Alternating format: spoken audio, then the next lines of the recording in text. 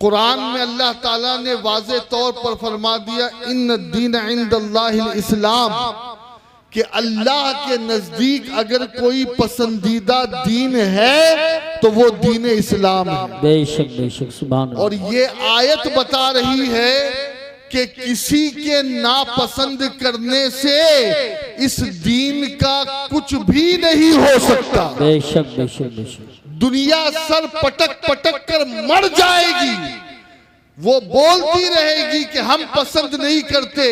तेरी पसंद क्या और तेरी औकात क्या? जिस दीन को अल्लाह ने पसंद किया वो दीन हमेशा बाकी रहेगा। सुभान अल्लाह, माशाअल्लाह। उस दीन को कोई मिटा नहीं सकता, बेशक। उस दीन का कोई खात्मा नहीं कर सकता।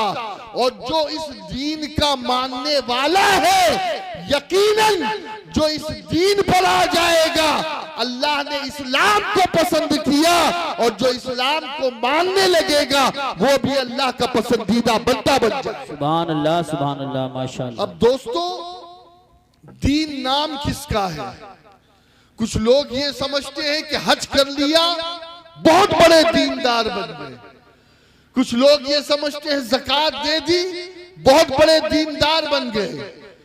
कुछ हमारी बहनों ने समझ लिया कि पर्दा कर लिया तो हमसे बड़ा कोई दीनदार नहीं, कुछ नमाजें पढ़ ली।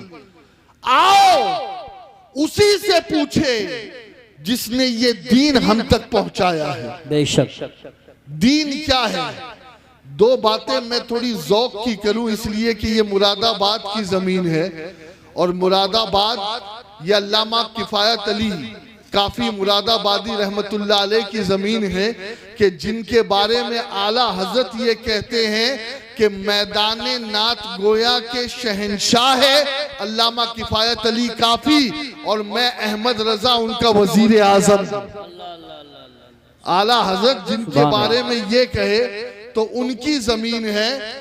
दीन के बारे में शहजादे आला हज़रत सरकार मुफ्ती आज़म हिंद रहमतुल्लाह ताला अलैह, और मुफ्ती आज़म से पहले हज़रत आला हज़रत ने जो फरमाया, आला हज़रत फरमाते कि अल्लाह की सरताबा कदम शान है ये। बेशक। इंसान ही इंसान, वो इंसान है ये।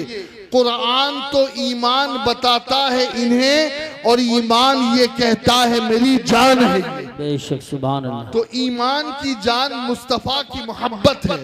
और सरकार मुफ्ती आज़म हिंद रहमतुल्लाह ताला अलैह ने दीन के बारे में क्या कहा? फरमाते हैं कि जब मुस्तफ़ा रज़ा की कब्र में फरिश्ते आएंगे और मुस्तफ़ा रज़ा से सवाल होगा, मर रब्बुका मा दीनुका मा कुंत तक़ूलु फी हाज़ा रजुल, तो सरकार मुफ्ती आज़म हिंद फरमाते हैं हबीबे खुदा का नजारा करूं मैं, सुभान अल्लाह, सुभान दिलो जान उन पर निसारा करूं मैं।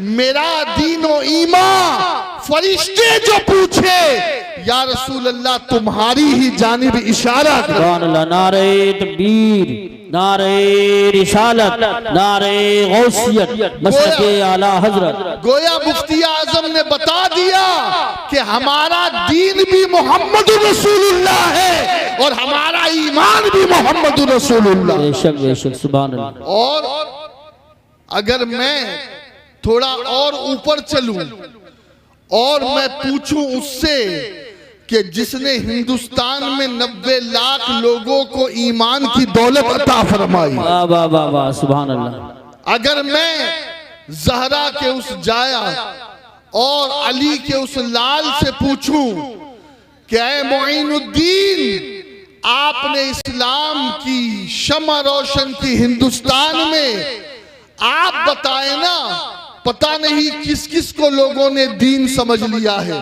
दीन की क्या क्या तारीफें करते फिरते हैं। जरा आप बताएं कि आपके नजदीक दीन क्या है। तो सरकार ख्वाजा गरीब नवाज मोइनुद्दीन हसन चिश्ती अजमेरी रज़ी अल्लाह ताला अन्हु फरमाते हैं, शाह अस्त हुसैन, शाह अस्त हुसैन, बादशाह अस्त हुसैन, दीन अस्त हुसैन।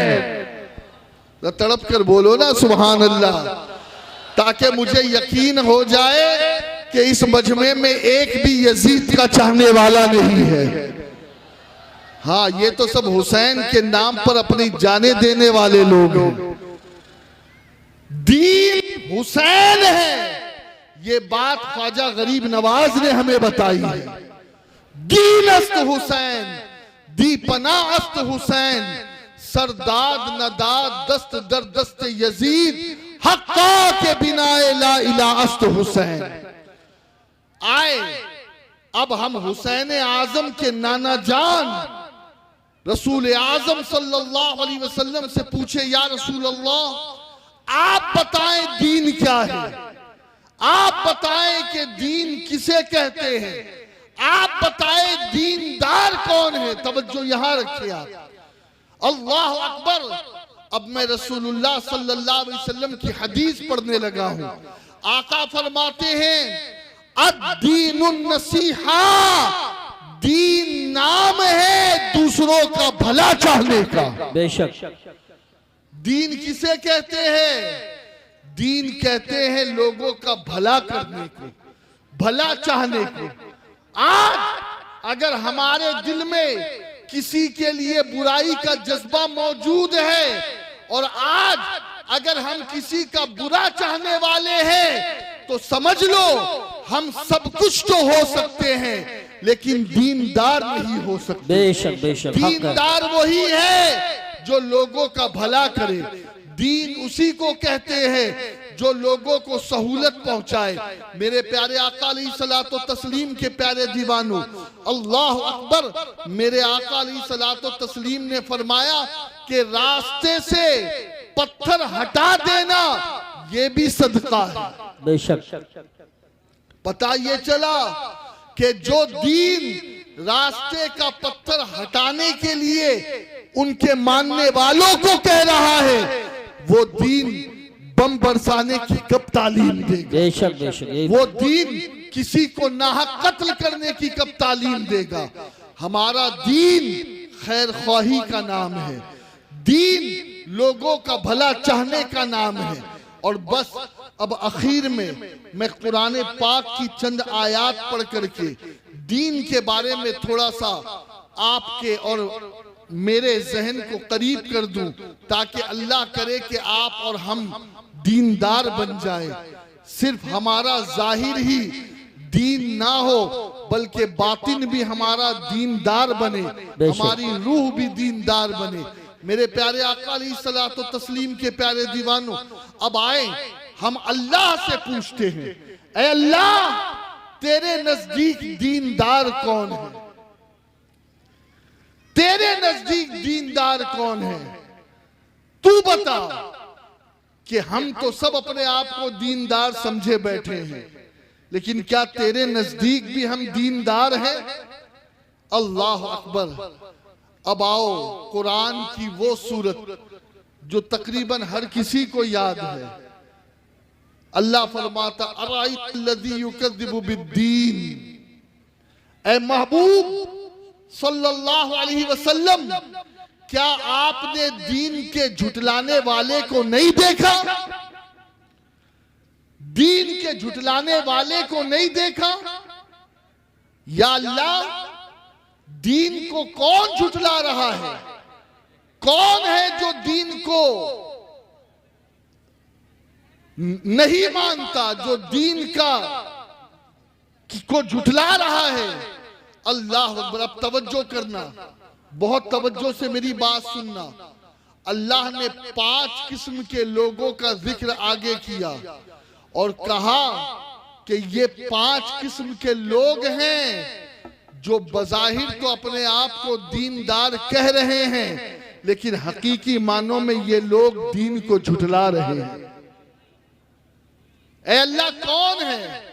अराइतल्लज़ी युकज़्ज़िबु बिद्दीन फ़ज़ालिकल्लज़ी यदउल यतीम वला यहुद्दु अला ताआमिल मिस्कीन फ़वैलुल लिलमुसल्लीन अल्लज़ीना हुम अन सलातिहिम साहून अल्लज़ीना हुम युराऊन व यमनऊनल माऊन। अब तवज्जो करें आप, ये 5 किस्म के लोग हैं। सबसे पहले दीन को झुटलाने वाला कौन? अल्लाह फरमाता है जो यतीम को धुतकारे, जी जी बेशक, जो यतीम को धक्का मारे, जो यतीम के साथ नाइंसाफी करे, जो यतीम का माल हड़प कर जाए, जो यतीम की विरासत का हक उसे ना दे, जो यतीम के साथ हुस्ने सुलूक ना करे, अल्लाह का कुरान उसे दीन को झुटलाने वाला बता रहा है। बेशक। आज क्या हालात है मुआशरे में, कैफियत क्या है देखो। अगर किसी का बाप मर जाए तो चचा और ताया उसका माल हड़प कर जाते हैं, उसका पैसा खा जाते हैं। उस बच्चे के अंदर शऊर तो है नहीं, उम्र कम है, तो ना उस बेवा को कुछ मिलता है ना उस यतीम को कुछ मिलता है।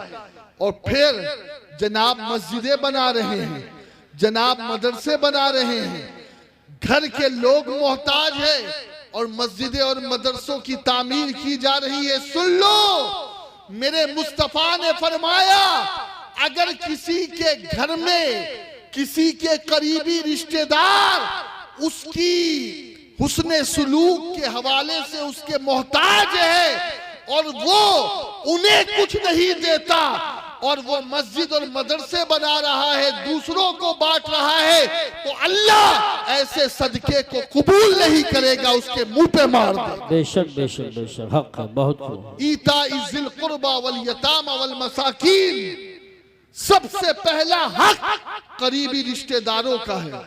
अरे कुरान तो करीबी रिश्तेदारों को देने की बात कर रहा है और यहां तक कह रहे हैं मुस्तफा कि अगर कोई करीबी रिश्तेदारों को जो मोहताज है उन्हें छोड़कर अल्लाह की राह में सदका करता फिरे तो वो सदका अल्लाह उसके मुंह पे मार देगा, कबूल नहीं होगा।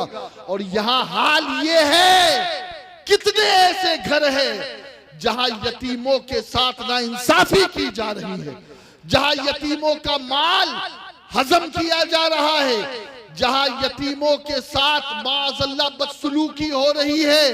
कान खोल के सुने, आका फरमाते हैं तुम्हारे घरों में सबसे अच्छा घर वो कि जिस घर में कोई यतीम हो और उसकी परवरिश अच्छी तरीके से हो। सुभान अल्लाह, माशाअल्लाह माशाअल्लाह, बहुत और खूब। आका अलैहिस्सलाम फरमाते हैं तुम्हारे घरों में सबसे बदतर घर वो, सबसे बुरा घर वो कि जिसमें यतीम हो और उस यतीम के साथ हुस्न सुलूक ना किया जाए। बल्कि मैं क्या बताऊं आपको, कुरान तो यतीम की तकरीम और ताजीम की बात करता है और आका करीम सल्लल्लाहु अलैहि वसल्लम ने फरमाया कि जिस तरीके से दो उंगलियां मिली हुई है, आका फरमाते हैं मैं मोहम्मद और वो शख्स जो किसी यतीम की परवरिश करे वो और मैं जन्नत में ऐसे दाखिल होंगे। सुभान अल्लाह, माशाअल्लाह माशाअल्लाह, बहुत। आज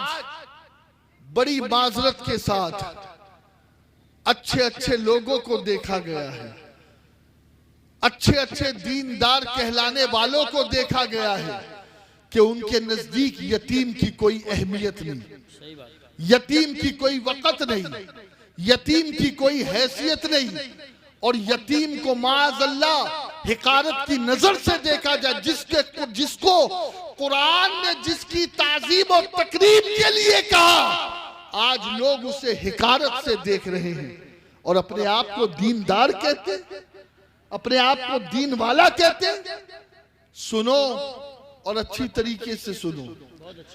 एक मर्तबा मेरा जाना एक अनाथ आश्रम में हुआ। अब अनाथ आश्रम का लफ्ज सुनकर ही आप समझ गए होंगे कि मैं कहां गया था। मैंने वहां देखा कमोबेश 100 से 150 बच्चे और बच्चियां, और उनमें जब मैंने उनसे पूछा कि क्या यहां मुस्लिम बच्चे और मुस्लिम बच्चियां भी हैं, तो उन्होंने मुझे जवाब दिया कि हाँ, हमारे वहां कमोबेश 30 से 35 मुस्लिम बच्चे और मुस्लिम बच्चियां भी हैं। खैर, जब मैं वहां से पलटा तो मेरे आंखों से आंसू आए, मैं रोने लगा। वजह क्या?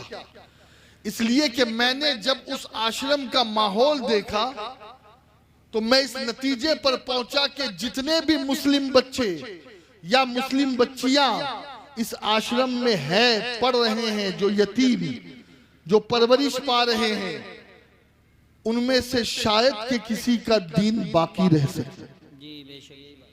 वजह ये कि सुबह होती है तो शिर्क से, दोपहर शिर्क की तालीमात दी जाती है, शाम होती है तो फिर शिरकिया माहौल होता है, और जहां कोई आलिम दीन ना हो, जहां कोई मुस्लिम टीचर ना हो, फिर वहां इन 35 बच्चों का तो बस अल्लाह ही हाफिज है।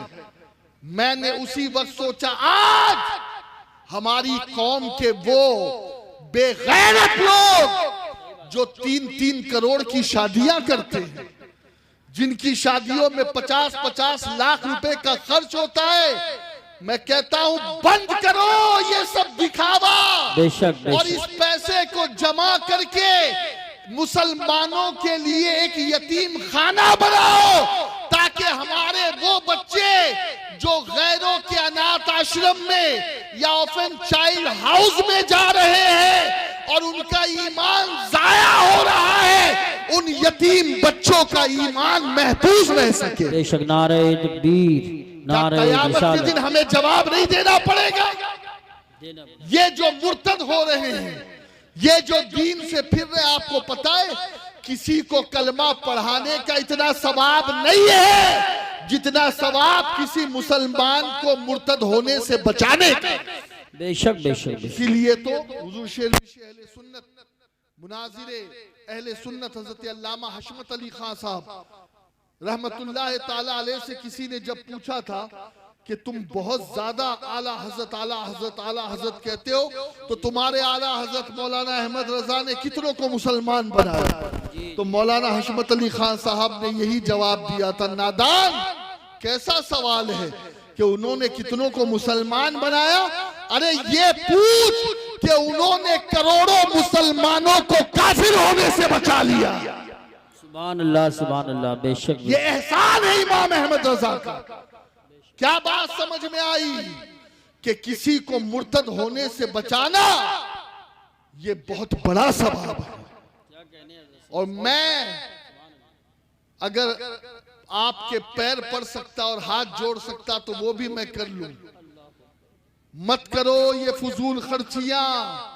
इस वक्त कौम मुस्लिम को पैसों की जरूरत है, और उन पैसों के जरिए से ऐसे यतीम खाने बनाओ, मुसलमानों की कॉलेजेस हो, मुसलमानों की यूनिवर्सिटीज हो, मुसलमान दीनी इदारे के साथ साथ दुनियावी तालीमी इदारे भी कायम करे, ताकि हमारे बच्चे जो गैरों की स्कूल और कॉलेजेस में जा करके अपना ईमान बर्बाद कर रहे हैं, उनका ईमान महफूज हो सकता है मेरी बात किसी को बुरी लगे, लेकिन याद रखे, आपको बुरा लगे या अच्छा लगे, मुझे इसकी परवाह नहीं, क्योंकि मरने के बाद मुझे अल्लाह की बारगाह में जवाब देना।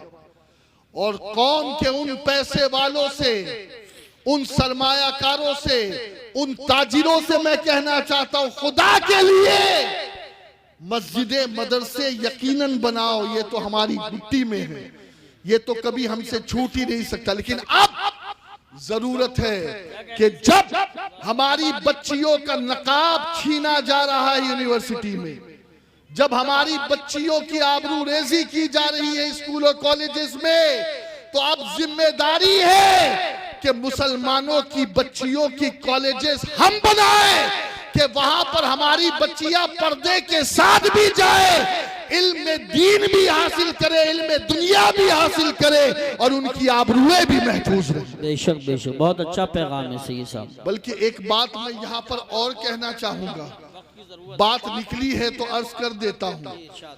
बहुत खबरें चल रही है, बहुत सारे डाकू और बहुत सारी फुलन देवियां हमारे मुआशरे में घूम रही है, औरतों के बीच जाती है, ये लो 10,000 का कर्ज, ये लो 15,000 का कर्ज, 1 महीने बाद दे देना, 2 महीने बाद दे देना।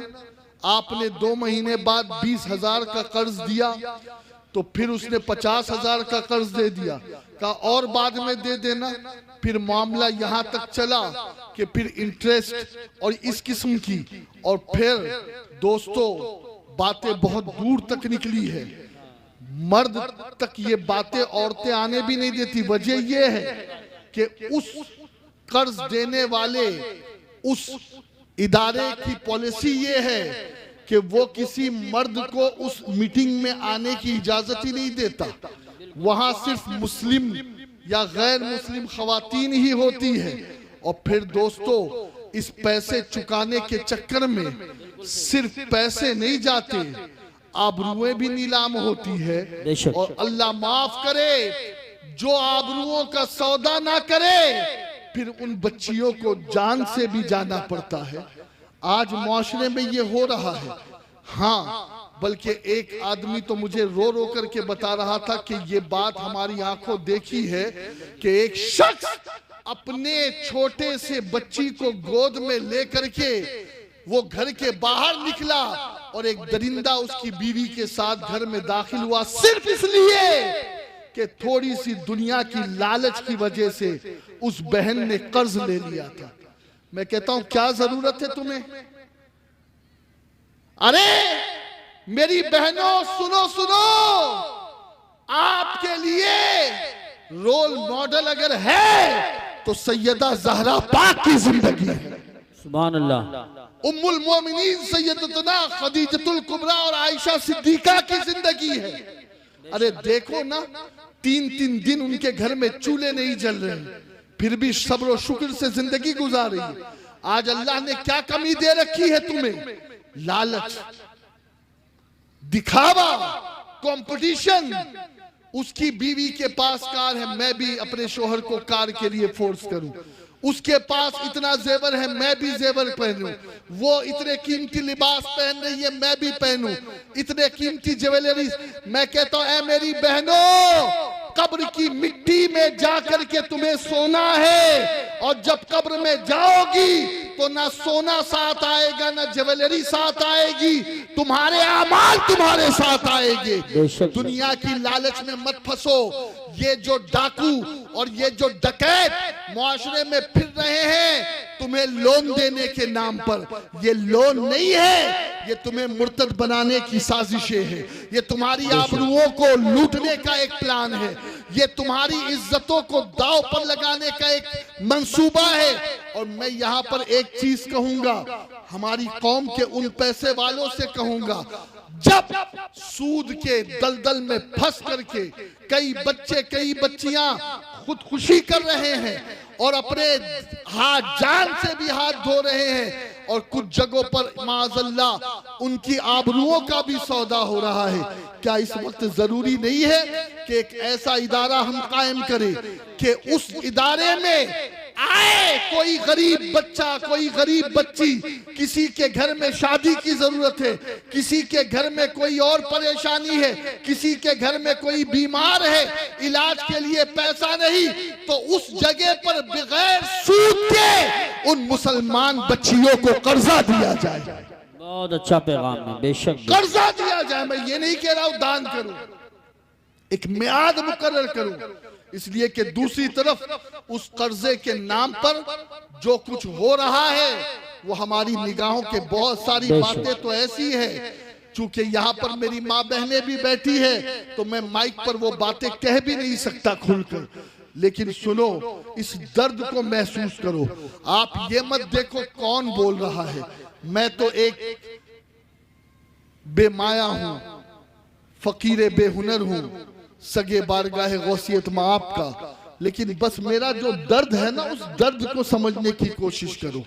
आज सूद के कारोबार ने पूरे माशरे को बदहाल कर दिया है। निकलो इस बला से, निकलो इस मुसीबत से, निकलो इस आफत से, और याद रखो दो ऐसे लोग हैं जिनके बारे में अल्लाह खुद ऐलाने जंग फरमाता।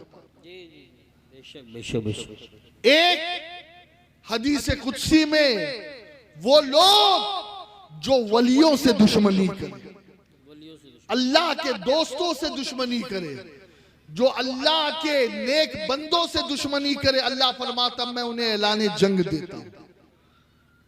और दूसरा वो जो सूद का लेन देन करता है, ब्याज का कारोबार करता है, आज फैशन बन चुका है।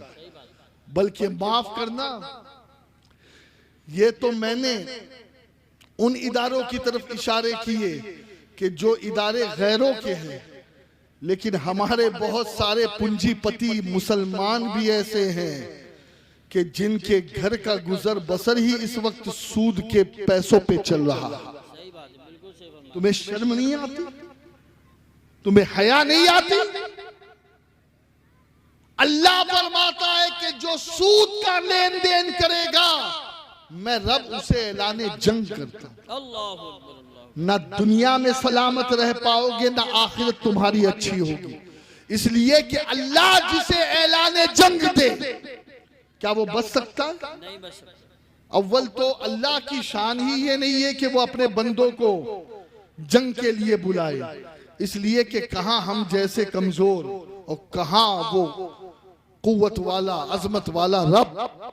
लेकिन उसने आपको और मुझको समझाने के लिए ये बताया, कभी मेरे वलियों से दुश्मनी मत पाल लेना, कभी सूद की तरफ अपने हाथ को मत बढ़ाना। ये हाथ जो सूद की तरफ बढ़ रहा है, बल्कि यहां तक कहा गया कि 36 मर्तबा अपनी मां से जिना करने से भी बुरा है कि कोई आदमी सूद का एक लुकमा खाए। बेशक बेशक। अस्तगफिरुल्लाह। अस्तगफिरुल्लाह। आज हम कहां जा रहे हैं, क्या कर रहे हैं? बंद करो। अल्लाह ने सूद को हराम किया, तिजारत को हलाल किया, और जिसे अल्लाह ने हराम किया उसमें कभी बरकत हो ही नहीं सकती, और जिसे अल्लाह ने हलाल किया उसकी बरकत को कोई रोक ही नहीं सकता। बेशक बेशक। सुभान अल्लाह। तिजारत करो, तिजारत, हलाल कमाई कमाओ, भीख मांगना बंद करो।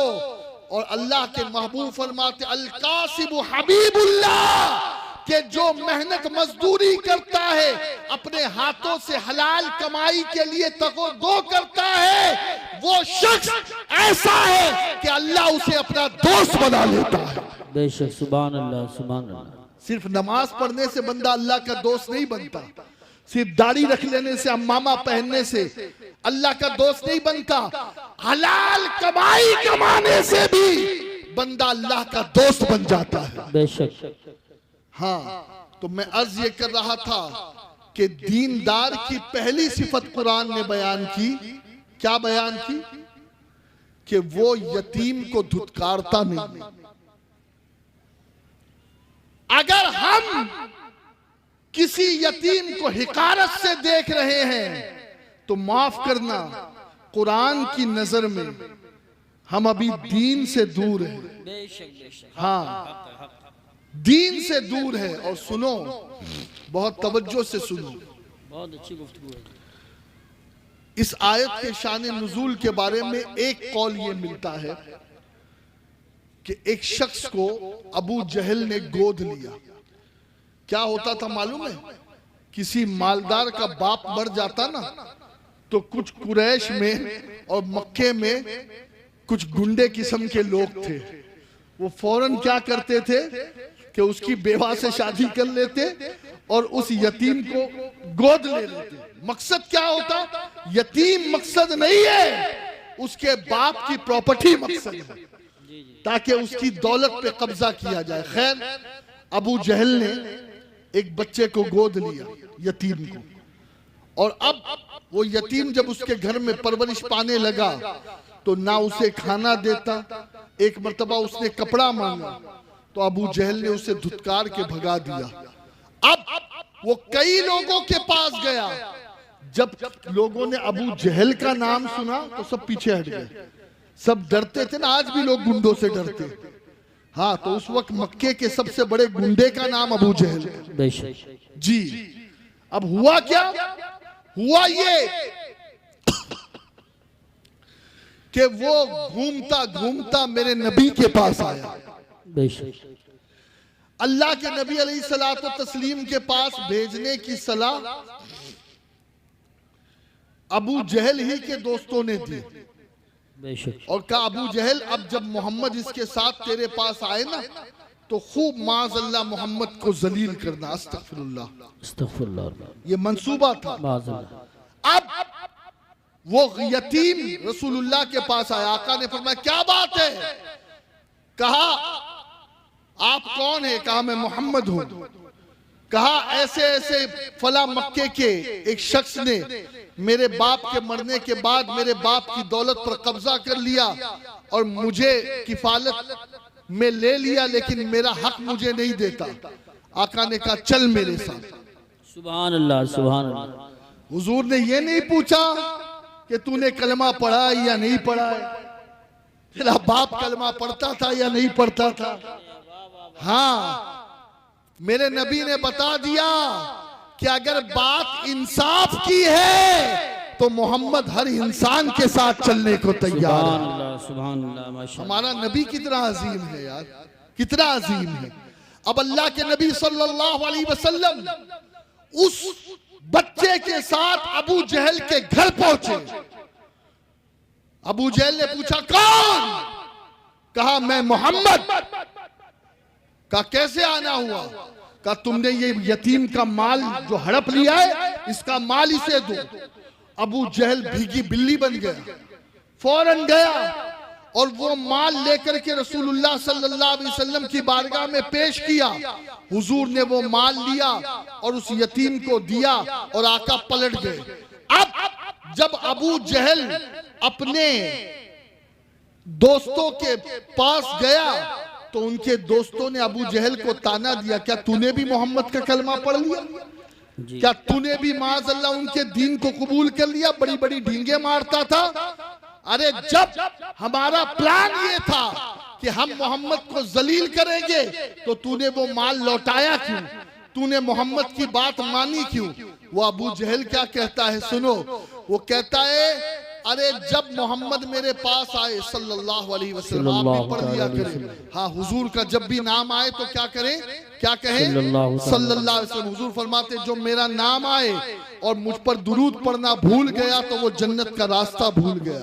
अल्लाह अकबर। तो हुजूर का जब भी नाम आए तो जरा बुलंद आवाज से कह दे सल्लल्लाहु अलैहि वसल्लम। अब हुआ ये कि अबू जहल कहता है कि जब वो आया और उसने कहा कि यतीम का माल वापस कर, तो मैंने देखा कि उसके साथ उसके पीछे एक शेर था जी, और उसने अपना मुंह खोले रखा था।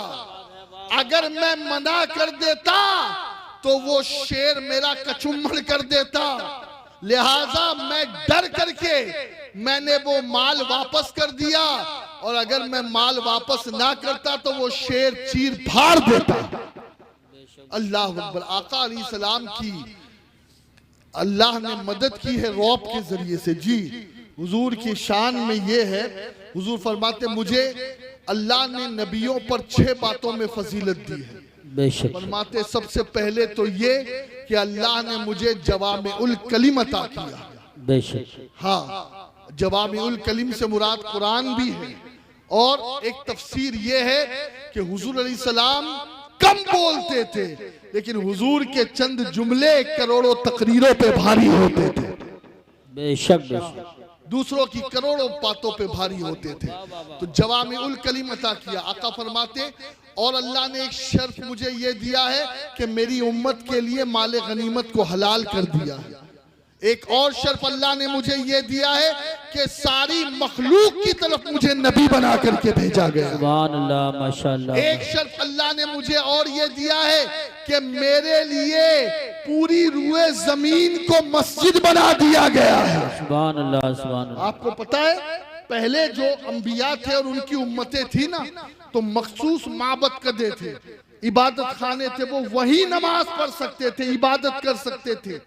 हाँ, वो और जगहों पर इबादत करने की उन्हें इजाजत नहीं थी, लेकिन कुर्बान जाएं नबी पर, और नबी के सदके इस उम्मत पर कि अल्लाह ने इस उम्मत के लिए जमीन का चप्पा चप्पा सजदागाह बना दिया है। सुभान अल्लाह। अब जरूरी नहीं है कि आप मस्जिद में नमाज पढ़ोगे तभी वो होगी। अगर यहाँ नमाज असर का वक्त हो गया और सब यहीं पर नमाज पढ़ ले तो ये जगह भी अल्लाह ने सजदागाह बनाई। सुभान अल्लाह, लेकिन माशाअल्लाह। एक बात यहाँ पर मैं बता दूं कि जहां सजदे किए जाते हैं ना, फिर वहां जिना नहीं किया जाता। क्या कहने हजरत। जहां सजदे किए जाते हैं वहां बदनिगाही नहीं की जाती। बेशक बेशक। जहां सजदे किए जाते हैं उस जमीन पर पाप नहीं। हाँ, तो इशारा ये भी मिल रहा है कि पूरी रूए जमीन सजदागाह है। तो ऐ अल्लाह के बंदे खबरदार, जमीन के किसी खित्ते पर कभी कोई गुनाह ना करना। बेशक बेशक। अल्लाह हर जगह देख रहा है। तो अल्लाह ने रौब के जरिए से रसूलुल्लाह की मदद फरमाई।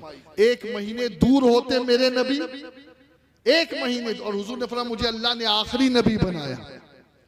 ये भी एक शान है हुजूर की।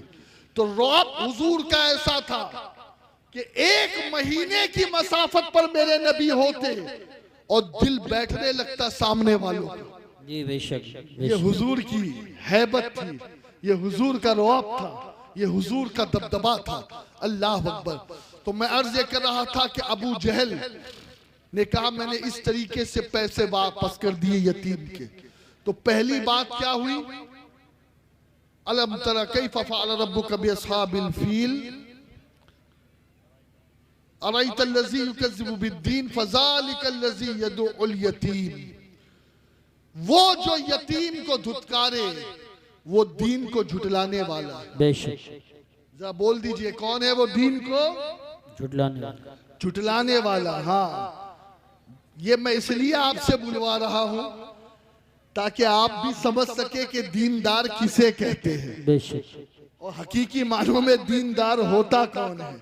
दीनदारों के नजदीक यतीमों की बड़ी औकात है, बड़ी कद्र है, बड़ी मंजिलत है। बल्कि आका ने फरमाया कि अगर कोई यतीम के सर पे शफकत का हाथ फेरे ना तो उसके सर पे जितने बाल है अल्लाह उसे उतनी नेकियां अता फरमाता है। बेशक बेशक। सुभान अल्लाह। हाँ, और मैं अर्ज करना चाहूंगा कि जो यतीम है ना, यतीम उसी को यतीम कहा जाए। कई जगहों पर कुछ गैर यतीम को भी यतीम कह करके पुला दिया जाता है, ये भी ना हो।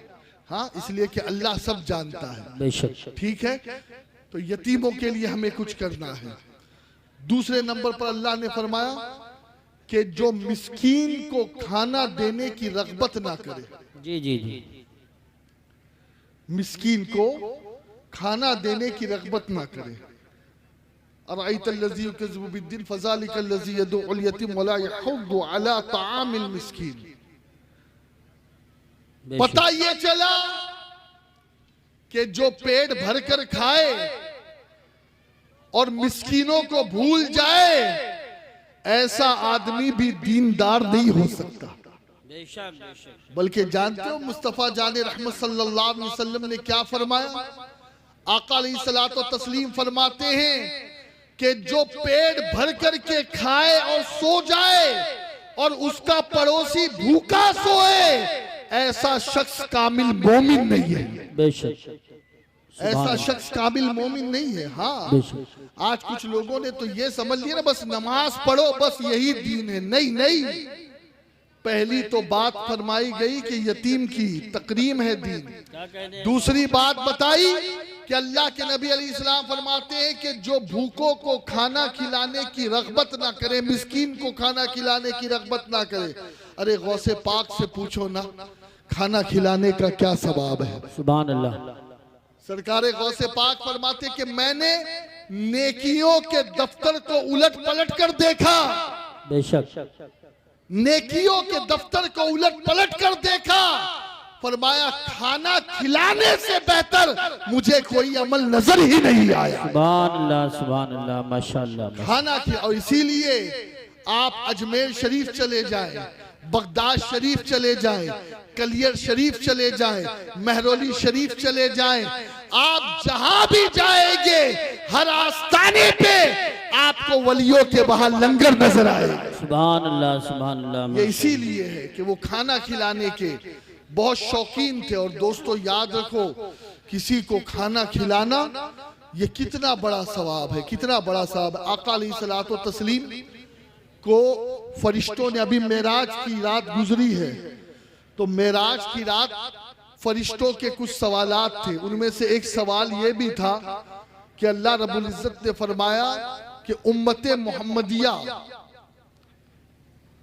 के कुछ लोग ऐसे होंगे कि जिनके गुनाह पहाड़ों जैसे होंगे, लेकिन होगा ये कि अल्लाह उनके गुनाह माफ कर देगा और उस पहाड़ जैसे गुनाह को पहाड़ जैसी नेकी में बदल देगा। सुभान अल्लाह, माशाअल्लाह, माशाअल्लाह। पहाड़ जैसी नेकी में बदल देगा। अल्लाह अकबर।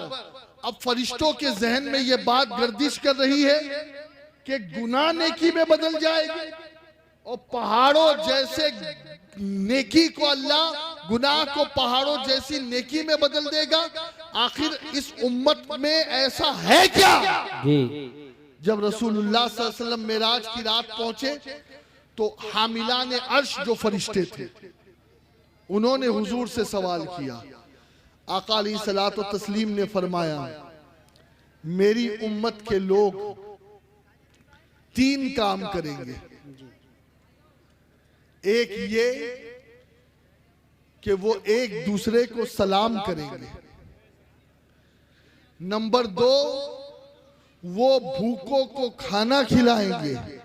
तो बोलो सुभान अल्लाह, सुभान अल्लाह। और नंबर 3, जब लोग सो रहे हैं उस वक्त उठ करके नमाजें पढ़ेंगे, तो जिसके अंदर ये 3 अमल आ जाए, जो इन 3 अमाल का पाबंद हो जाए, तो अल्लाह उसकी तौबा भी कबूल करेगा और उसके पहाड़ों जैसे गुनाह को पहाड़ों जैसी नेकियों में बदल देगा। सुभान अल्लाह। नारे तकबीर, नारे रिसालत, नारे गौसियत, मसलके आला हजरत। बस अब जल्दी जल्दी अपनी बात खत्म करने। बैठे रहो, बैठे रहो। अभी जब आएंगे तो हम खड़े होंगे, आप बैठे रहें, उधर ना देखें। मैंने पहले ही अर्ज किया था कि तीसरी बात अल्लाह के कुरान ने यह बयान की, अराइतल्लज़ी युकज़्ज़िबु बिद्दीन फ़ज़ालिकल्लज़ी यदउल यतीम वला यहुद्दु अला तआमिल मिस्कीन फ़वैलुल लिल मुसल्लीन अल्लज़ीना हुम फ़ी सलातिहिम साहून। अल्लाह ने फरमाया कि खराबी है नमाजियों के लिए जो नमाजों को भूल बैठे। बात बेनमाजियों की नहीं हो रही है, बात किसकी हो रही है? नमाजियों की। यानी कौन से नमाजी? यहां पर तवज्जो दे, वो जो जुमा नमाज पढ़ते हैं, वो जो फजर पढ़ लिया तो जोहर छोड़ दी, असर पढ़ लिया तो मगरिब छोड़ दी, मगरिब पढ़ लिया तो ईशा छोड़ दी। याद रखो, ऐसे नमाजियों के लिए अल्लाह ने फरमाया कि बैल है, बैल। और वैल क्या है? ये जहन्नम की एक ऐसा कुआं है कि जिसमें अगर एक पत्थर को डाल दिया जाए तो 70,000 साल के बाद वो पत्थर उसकी तह में पहुंचे। एक चट्टान डाल दी और उसमें किसे दाखिल किया जाएगा? जो नमाज में सुस्ती करते हैं, बेशक, जो नमाज में काहिली करते हैं। बल्कि दोस्तों, बात अगर नमाज की आई है तो एक बात जरा अच्छी तरीके से सुन ले। एक मर्तबा हजरत मूसा अलैहिस्सलाम की बारगाह में एक औरत आई। बहुत तवज्जो से सुनना। उस औरत ने बहुत रो रो करके अपना मारूजा पेश किया। हुजूर, आप अल्लाह के नबी हैं, आप कलीमुल्लाह हैं, आप दुआ करें मेरे हक में कि अल्लाह मुझ पापन के गुनाह को माफ करे, मैं बहुत बड़ी पापी हूं।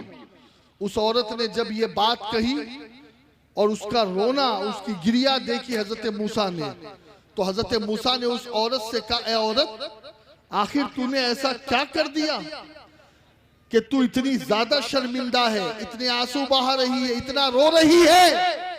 वो औरत कहती है, ए मूसा, बात ये है कि माज़अल्लाह मैंने अपना मुंह काला किया, माज़अल्लाह, और फिर उस ज़िना की वजह से जो हमल ठहरा, औलाद पैदा हुई, तो उस औलाद को पैदा होने के बाद मैंने कत्ल कर दिया, मार दिया। माज़अल्लाह। मैंने ये दो बड़े गुनाह किए। पहला गुनाह क्या है? ज़िना। और दूसरा गुनाह अपने बच्चे का, उस नाजायज बच्चे का कत्ल। अल्लाह अकबर। जैसे ही हजरत मूसा अलैहिस्सलाम ने ये बात सुनी, आप जलाल में आ गए। फरमाया, औरत निकल जा मेरी महफिल से, निकल जा मेरी बारगाह से, दूर हो जा मुझसे। कहीं ऐसा ना हो कि तेरे गुनाह की नहूसत की वजह से अल्लाह का अजाब नाजिल हो और कहीं मैं भी उसमें जो है वो गिरफ्तार ना हो जाऊं। यहां पर मैं मेरी बहनों से एक बात कहूंगा, भाइयों से एक बात कहूंगा कि जिना इतना बड़ा पाप है कि मूसा जैसे नबी जानी से करीब बैठने को तैयार नहीं है।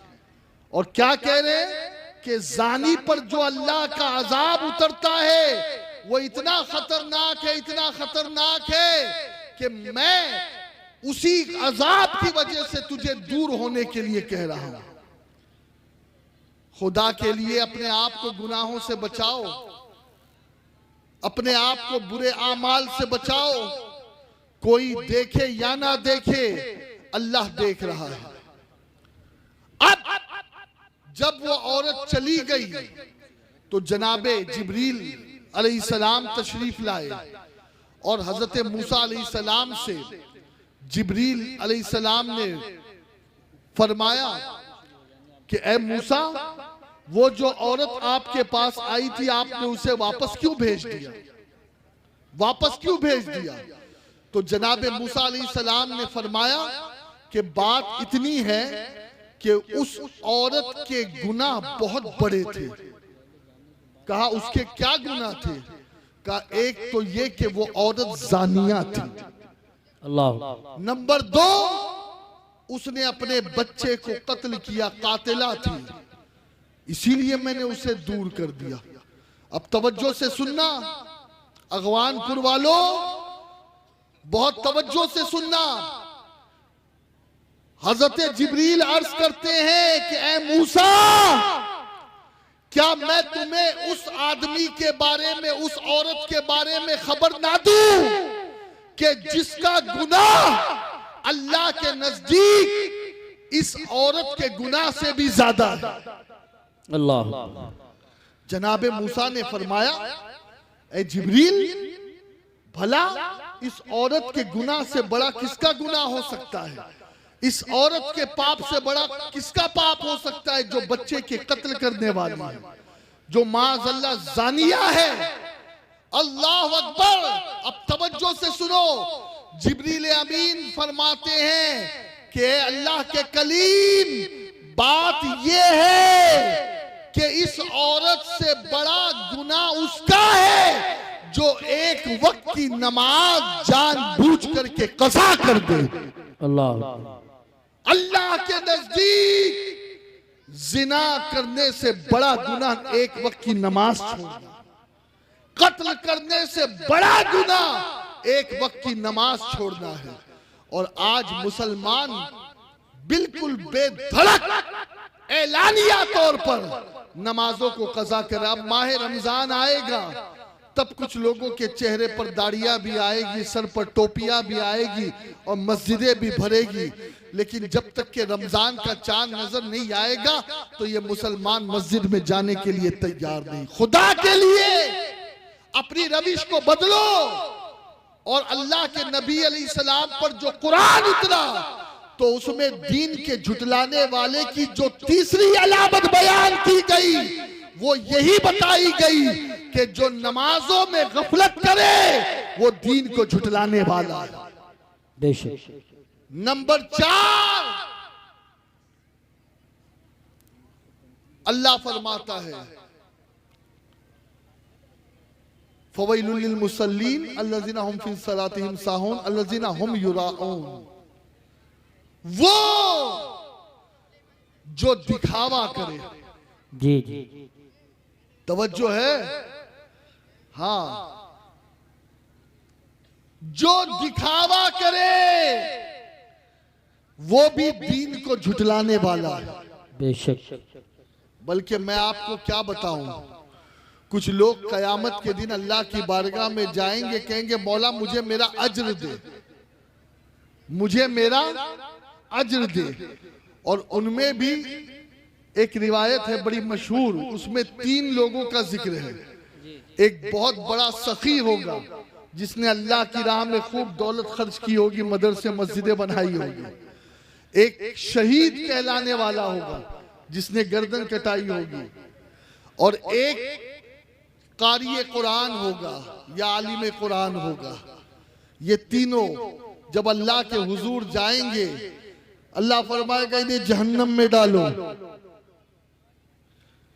तो अब सखी कहेगा मौला मैंने तो ये मस्जिद बनाई, मैंने तो वो मदरसा बनाए, मैं तो जब गांव में कोई जलसा होता, कॉन्फ्रेंस होती, तो मैं इतना लाख चंदा देता था, मौला मुझे मेरे अमाल का क्या सवाब मिलेगा? मैं तो मदरसे में इतना करोड़ देता था, मैं तो इतना देता था।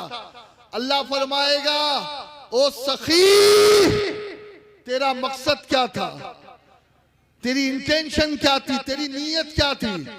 तेरा स्वागत किया जाए, लोग तुझे सलाम करें, लोग तुझे फूल हार पहनाए, लोग तेरी तकरीम करें, लोग तेरी इज्जत करें, जमाने में तेरी वाह-वाह हो। हाँ तो सुन, तूने जिनके लिए किया था उसका सिला तुझे दुनिया में मिल गया। अगर तू मेरे लिए करता तो मैं तुझे कयामत के दिन आज इसका बदला देता। बेशक बेशक। उस सखी को जहन्नम में डाल दिया जाएगा। इसलिए मैं कहता हूं भले 1 रुपया दो, लेकिन अल्लाह की रजा के लिए दो। हाँ वो करोड़ों किसी काम के नहीं, बेशक, जिसमें दिखावा हो, और वो 1 रुपया बड़ा काम का है, करोड़ों रुपयों पर भारी है, जो अल्लाह की मोहब्बत में खर्च किया जाए। बेशक बेशक, सुभान अल्लाह। बल्कि हुजूर फरमाते सबसे अफजल सदका वो है कि दाएं हाथ से दिया जाए तो बाएं हाथ को खबरदार। जी जी जी। अब आप समझे ना, ये हाथ इतना करीब है ना, कितना करीब है, लो इतना ही करीब है ना। और आज तो हाल ये है कि पैसे बाद में निकलते हैं, खबर पहले मोहल्ले में फैल जाती है। सही बात। हाँ बल्कि आजकल तो ये देखा जा रहा है कि अगर कोई कुर्बानी में बकरा भी लाता है ना, तो उस बकरे की भी तस्वीर जनाब अखबार में छपती है कि फला साहब ने ऐसा बकरा ज़बा किया कि उस पे नामे अल्लाह लिखा था और उसने इतने लाख में उसे खरीदा। ला हौला वला कुव्वता इल्ला बिल्लाह। बस याद रखो, जो काम अल्लाह के गैर के लिए करोगे उस काम का कोई बदला नहीं मिलेगा, उस काम का कोई अजर नहीं मिलेगा। वही काम अल्लाह के हुजूर शुमार है जो काम अल्लाह को राजी करने के लिए हो, दिखावे के लिए ना हो।